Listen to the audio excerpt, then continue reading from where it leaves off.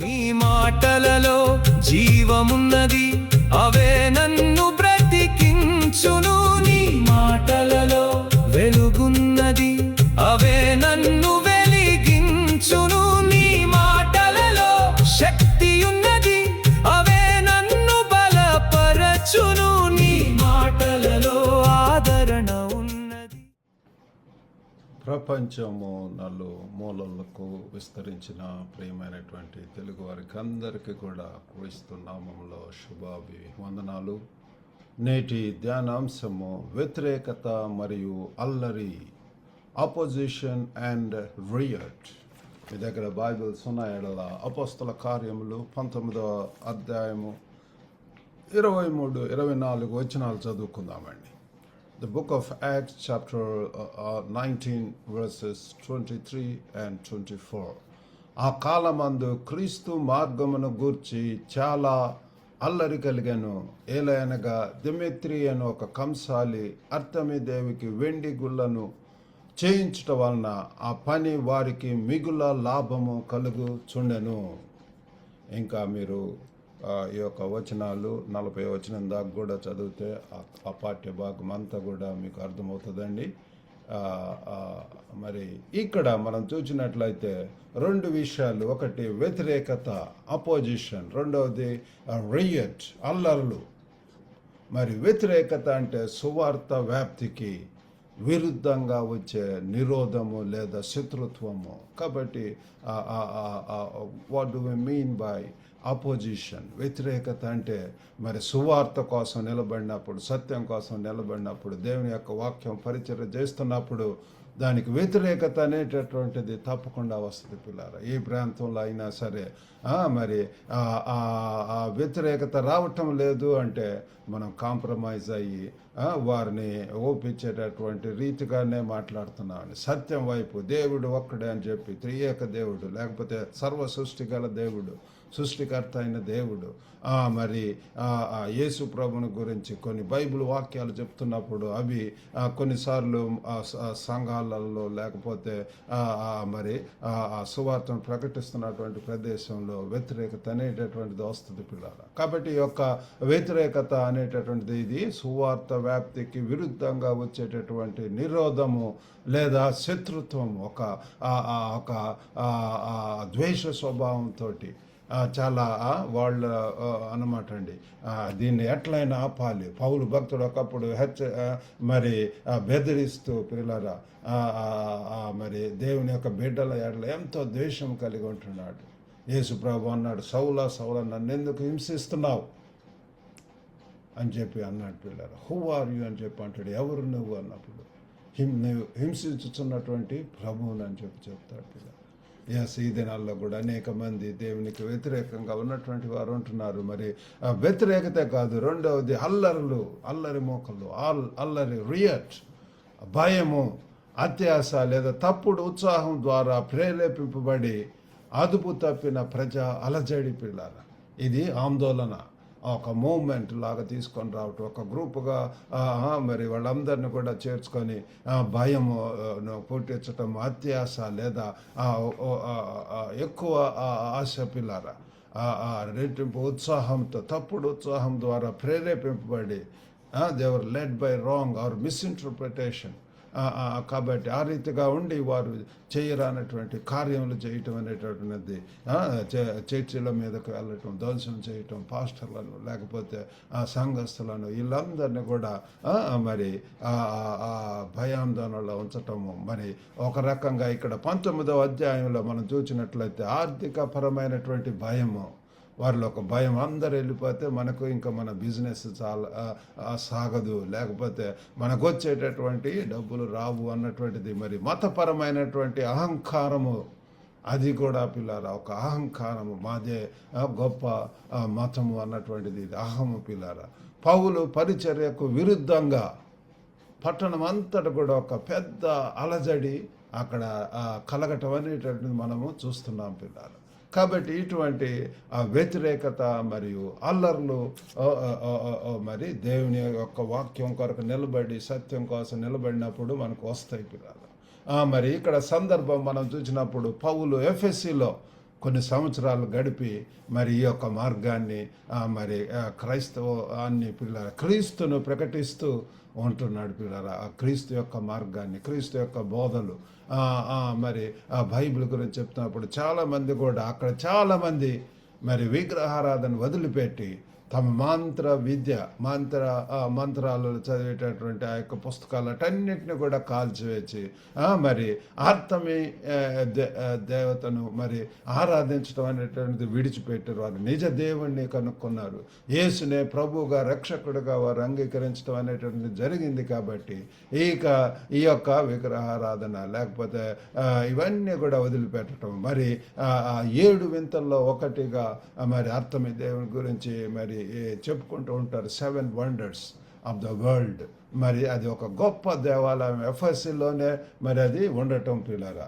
మరి సువార్త యొక్క ఈ ప్రభావము వెండి గుళ్ళను చేసి విక్రయించేటటువంటి మరి స్థానిక శిల్పుల జీవనోపాధికి కూడా ఇది ఎంతో ముప్పు వచ్చింది పిల్లరా. ఇక్కడ మనం గమనించినట్లయితే మరి డిమెట్రీ అనేటటువంటి ఒక వ్యక్తి వారి ఆర్థిక లాభాలను నగర గౌరవాన్ని మతపరమైనటువంటి భావోద్వేగాలను ప్రేరేపిస్తూ పని వారిని రెచ్చగొడుతున్నాడు పిల్లలు. తన యొక్క బిజినెస్ పోతుందని చెప్పి డిమెట్రీ అన్నటువంటి అతను క్రీస్తు మార్గము గూర్చి చాలా అల్లర్లు కలిగిన ఏలేలుగా డెమెత్రి అను ఒక కంసాలి అర్తిమాదేవికి వెండి గుళ్ళను చేయించడం వలన పని వారికి మిగుల లాభము కలుగుచుండెను.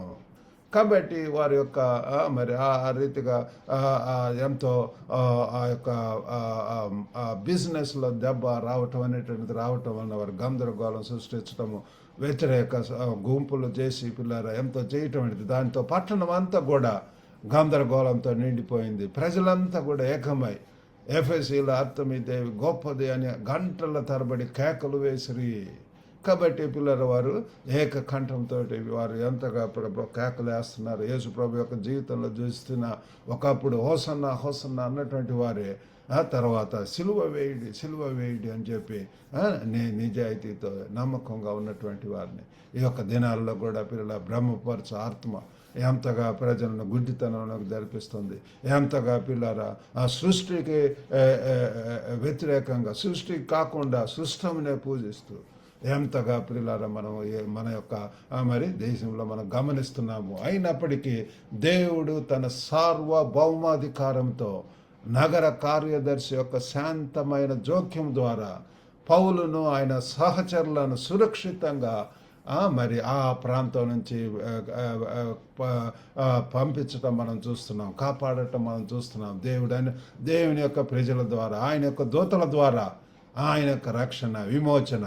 పౌలు చెరసలలో వేయబడినప్పుడు ఎలాగూ దూత వచ్చి పిల్లరా చెరసాల బద్దలైపోయి భూకంపం రావటం, సంఖ్యలు విప్పి వారు బయటికి వెళ్ళటం మనం గమనించి ఉంటున్నాం. దానియేలు షడ్రకు మేషకులను ఏ రీతిగా పిల్లల దానియేలు ఆ సింహపు బోన్లో వేసినప్పుడు దేవుడు కాపాడి ఉంటున్నాడు. మరి యేసోబు యొక్క జీవితంలో చూస్తాం, లాన్నులు ఎంతో పగబట్టి ఎంత మరి హాని చేసినా సరే దేవుడు ఆయన ఉన్నతమైనటువంటి స్థితికి లేవనెత్తాడు. ఆయన యొక్క కళలను మరి సఫలీకృతం చేసి ఉంటున్నాడు పిల్లారా. అటువంటి గొప్ప దేవుని మనం మరి ఆరాధిస్తున్నాము, పూజిస్తున్నాము, ఘనపరుస్తున్నాము, సేవిస్తున్నాము, మహంపరుస్తున్నాము పిల్లారా. కాబట్టి ఈ యొక్క వ్యతిరేకతకు మరి ఇక్కడ 3 వాస్తవాలు మనం తెలుసుకోవాలి పిల్లలు. ఒకటి, వ్యతిరేకత తరచుగా స్వార్థం నుండి పుట్టుకొస్తుంది. Opposition often springs from self interest. కాబట్టి ఎందుకు వస్తుంది పిల్లల ఆపోజిషన్ అనేటువంటిది? ఎక్కడైనా సరే మనం పనిచేసే స్థలంలో కానివ్వండి, ముఖ్యంగా సంఘాలలో పిల్లల ఈ యొక్క ఆపోజిషన్ అనేటటువంటిది ఎందుకంటే ఫ్రమ్ ద సెల్ఫ్ ఇంట్రెస్ట్. ఎప్పుడైతే క్రీస్తు కేంద్రితంగా లేకపోతే మన యొక్క ప్రాధాన్యత క్రీస్తును మహింపరచడం, ఘనపరచడం, సేవించటము, మన యొక్క విశ్వాసన కర్త దాన్ని కొనసాగించేటువంటి ప్రభు కాకుండా డీవియేట్ అయి ఒక సొంత లాభాలు, సొంత చిత్తాలు, సొంతంగా మనకు అనుకూలమైనటువంటి చేసేటటువంటి పరిస్థితులు వస్తుంటాయి. ఇక్కడ మరి డెమెత్రికి అర్తమిదేవి మీద ఉన్నటువంటి భక్తి కంటే తమకు రావాల్సిన లాభాలు పోతున్నాయనే ఆందోళన ఎక్కువగా ఉంది పిల్లారా. తనలో మనం గమనించినట్లయితే మరి అతడు వారిని అట్టి పని చేయుట, ఇతరులను గుంపు కూర్చి మరి ఆ రీతిగా గుంపు చేయటం పిల్లలు. ఈ దినాల్లో కూడా అనేక విధములైనటువంటి గుంపులు ఉంటున్నాయి పిల్లలు. మరి వాళ్ళు ఎంతగా వారి యొక్క పని ఏంటి అంటే టార్గెట్ చేయటం, మరి నిజమైనటువంటి సత్య మార్గంలో వెళ్ళేటువంటి వారిని టార్గెట్ చేయటం, రీచ్ అవటం అనేటటువంటిది వారిని ఎంతగా మరి హింసించటం, బెదిరించటం, ఆ రీతిగా చేస్తున్నారు పిల్లారా. హత్య చేయటము, సువార్త మన సౌకర్యాలను, హోదాను లేదా ఆదాయాన్ని సవాలు చేసినప్పుడు సహజంగానే వ్యతిరేకత ఎదురవుతుంది పిల్లారా. కాబట్టి ఈ యొక్క సత్యాన్ని మనం తెలుసుకోవాలి. నేడు కూడా మరి ఉద్యోగ ఒత్తిడి లేక సామాజిక తిరస్కరణ వంటి ఇటువంటి ఎన్నో ఇవి సూక్ష్మ రూపాలలో ఇవి మనకు కనపడుతున్నాయి పిల్లారు. మరి రెండవదిగా వ్యతిరేకత తప్పుడు సమాచారం ద్వారా రేకెత్తించబడుతుంది. Opposition stirred by misinformation. కాబట్టి పిల్లలు ఇదంతా కూడా ఈ సమూహం గందరగోళంతో కేకలు వేస్తున్నారు. వాళ్ళు అసలైనటువంటి సత్యమును ఎరగకుండా పిల్లల ఎప్పుడైనా సరే ultimately that truth will prevail, Triumph పిల్లల. అసలు తాము ఎందుకు సమకూర్చారో కూడా చాలా మందికి తెలియదు పిల్లల. ఇక్కడ మరి 32వ వచనంలో చూస్తే ఈ సభ మరి గలిబిలిగా ఉండేను కనుక కొందరు ఇలాగును కొందరు అలాగును కేకలు వేసిరి. కాబట్టి ఈ రీతిగా వాళ్ళకు ఎందుకు మరి అరుస్తున్నారో ఏదో కూడా వారికి తెలియనటువంటి పరిస్థితి. కాబట్టి ఇవి మరి పౌలు చెప్పి ఉంటున్నాడు చేతగా ఇవన్నీ కూడా చేతులతో చేసినటువంటి ఇవి అని చెప్పి మరి వాళ్ళు అయితే ఆయన రాంగ్గా మిస్ఇంటర్ప్రిట్ చేస్తున్నారు. పౌలు ఏ రీతిగా చెప్తున్నాడు అని చెప్పి అబద్ధాలు చెప్తున్నాడు, సగం నిజం అని చెప్పి భావోద్వేగాలతోటి వాళ్ళని రెచ్చగొట్టడం అనేటటువంటిది మనం గమనిస్తున్నాం. ఈ దినాలలో కూడా మన యొక్క సమాజంలో అనేక మంది రెచ్చగొట్టేటటువంటి వాళ్ళు క్రీస్తు యేసు క్రీస్తు కాదు, ప్రభు కాదు అని చెప్పి ఎంతోమంది మరి మనం గమనిస్తున్నాం పిల్లలు. ఆత్మీయ వ్యతిరేకత తరచుగా భయాన్ని, విభజనను సృష్టించడానికి సత్యాన్ని వక్రీకరించడం అనేటటువంటిది మనము గమనిస్తున్నాము.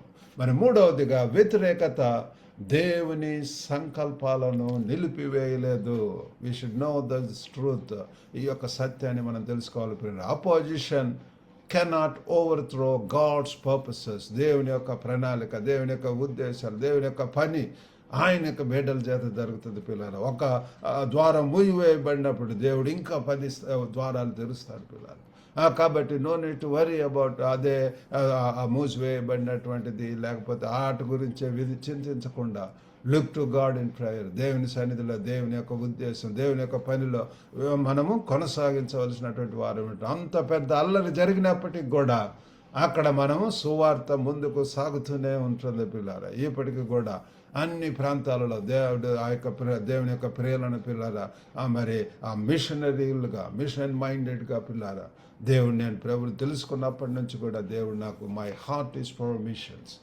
ఇక్కడ మరి సౌత్ ఇండియాలో ఉండేటటువంటి వాడిని కాబట్టి అటు నార్త్ ఇండియాకు వెళ్ళటానికి అక్కడ 4 సంవత్సరాలు దేవుని యొక్క పరిచర్యలో, సేవలో మరి ఆ స్టూడెంట్ మినిస్ట్రీలో చేయటానికి దేవుడు అక్కడ ప్రెసిడెంట్గా ఉంటూ అనేక మరి Bible studies, weekly Bible studies, retreats అనేక విధములుగా చేయటానికి దేవుడు సహాయం చేశాడు. తర్వాత మరి చైనా దేశానికి పంపించేట్టున్నాడు. అక్కడ 9 సంవత్సరాలు, అక్కడ నుంచి మరి హాంకాంగ్లో 11 సంవత్సరాలు. ఈ రీతిగా ప్రభువు నాకు సహాయం చేస్తున్నాడు పిల్లగా. కాబట్టి ఇక్కడ పౌలు యొక్క జీవితంలో కూడా చూసినట్లయితే పౌలుగా మారిన తర్వాత తన యొక్క 3 మిషనరీ జర్నీస్, ఇప్పుడు మనం చదువుకునేటటువంటి 3వ మిషనరీ జర్నీలో పిల్లరా ఎంతగా దేవుడు ప్రొటెక్ట్ చేస్తున్నాడు, కాపాడుతున్నాడు. అనేక విధములైనటువంటి థ్రెట్స్ వస్తుంటాయి, టెంప్టేషన్స్ వస్తుంటాయి, టార్చర్స్, ట్రిబులేషన్స్, టెస్టింగ్ టైమ్స్, ఇట్లాంటివన్నీ కూడా మరి ఆ దేవుని యొక్క విశ్వాసాలలో ఇవన్నీ కూడా సహజం. They are all common, they are all part and parcel of our lifes. ఎఫెసీలోని సంఘం ఇంకా బలపడింది పిల్లారా.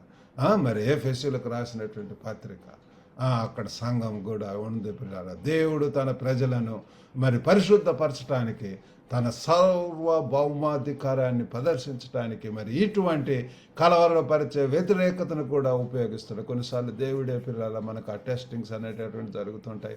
మనం నిజంగా నిలబడతామా, మనం ఇంకా శక్తివంతులను చేయటానికి గాను, ఉజ్జయింప చేయటానికి కానీ ఎంతగానో మనకు ఉపయోగపడతాయి. కాబట్టి మనం చేయవలసిందల్లా సిద్ధపడి ఉండటం పిల్లల. ఎటువంటి పరిస్థితులు, ఎటువంటి వ్యతిరేకత, అల్లర్లు ఇటువంటివి కూడా మన యొక్క జీవితాల్లో రావచ్చు. యేసును అనుసరించడం వలన కొన్నిసార్లు మన ఉద్యోగంలో లేకపోతే సంబంధాలలో, రిలేషన్షిప్స్లో మరి సమాజంలో వ్యతిరేకత అనేటటువంటిది వస్తుంది పిల్లారా. 1 పేతురు మరి 4:12 చదువుకోవాల్సిందిగా కోరుతున్నాను. మరి అదే రీతిగా ఉద్దేశాలను పరీక్షించుకోండి. మరి దేవుని యొక్క చిత్తం ఏంటి? మీకు వ్యతిరేకత ఎదురైనప్పుడు ఇది నా సౌకర్యాన్ని కాపాడుకోవటానిక లేదా నిజంగా సత్యాన్ని సమర్థించడానికని మనం పరీక్షించుకోవాల్సినటువంటి అవసరత ఎంతైనా ఉంటున్నది. మరి మూడవదిగా శాంతమైనటువంటి ధైర్యంతో స్పందించడం.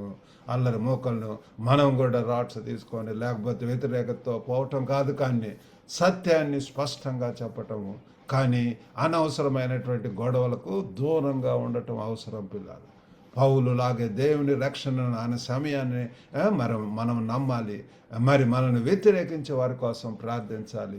మరి మన యొక్క నిరీక్షణ వైపు దృష్టి పెట్టవలసినటువంటి వారు ఏమంటున్నాం. కాబట్టి ఈరోజు ఒక మంచి తీర్మానం చేసుకుందాం. మన యొక్క జీవితంలో ఎదుర్కొంటున్నటువంటి ఏ చిన్న వ్యతిరేకతను గురించి అయినా దాన్ని ప్రభువుకు అప్పగిద్దాం. ప్రభు ఎంతో వ్యతిరేకత వస్తున్నది, ఎంతో ప్రభువా తండ్రి మీరు సహాయం చేయండి. అప్పుడు దేవుడు మనకు జ్ఞానాన్ని ధైర్యాన్ని ఇస్తాడు పిల్లారు. దేవుడు ఆ రీతిగా చేయడానికి సహాయం చేయనుగాక. చిన్న ప్రార్థన చేసుకుందాం. పరిశుద్ధుడైనటువంటి మా ప్రేమ గల ప్రభువా, కృపగల నాయన, వ్యతిరేకత మరియు అల్లర్లు మరి ఏ రీతిగా సువార్తను మరి ప్రభువా దయగల నాయన తండ్రి శక్తివంతమైనటువంటిదో ఇవి మరి గుర్తు చేస్తున్నాయి ప్రభు. మా యొక్క జీవితాల్లో కూడా ఈ దినాలలో కూడా తండ్రి మరి ఎన్నో ప్రాంతాలలో ప్రభు మరి తండ్రి ఎన్నో ఇటువంటి ప్రభు సమస్యలను ఎదుర్కొంటున్నారు నాయన తండ్రి. ఓ గొప్ప దేవా తండ్రి, ఇవి చీకటిని చెరిపి వేస్తుంది నాయన. ప్రేమగల ప్రభు దేవా తండ్రి, శక్తివంతులుగా ఉన్నప్పుడు ప్రభు ఏ రీతిగా మేము వెలుగుగా ఉంటాం ప్రభు. లోక సంబంధమైనటువంటి వ్యవస్థలను సవాలు చేస్తుంది.